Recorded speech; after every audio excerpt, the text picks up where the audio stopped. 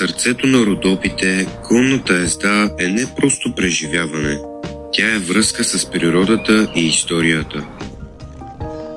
Мекият ритъм на конските стъпки те отвежда през вековни тракийски пътеки и мистични планински клетки. Усещаш вятъра в косите си и свободата в душата си. Ако търсиш приключение, Въженият парк и стената ни за катерене, сърцето на Родопите е точно за теб. С всяка стъпка, с всяко ново препятствие, предизвикваш себе си да излезеш от зоната си на комфорт. Високо над земята, в короните на дърветата.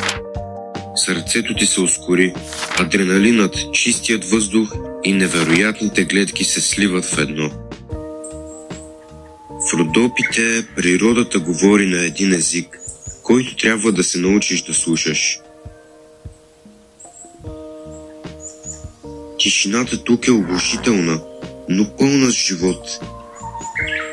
Когато застанеш на върха и погледнеш към необятната шир, усещаш едновременно колко малък си и колко голяма е тази връзка с природата.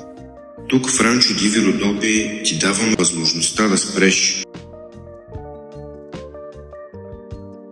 да се вгледаш и да осъзнаеш, че истинската красота на живота често се крие в най-простите неща. В залеза, в чистотата на въздуха, в звука на реката, която ромоли далеч от теб.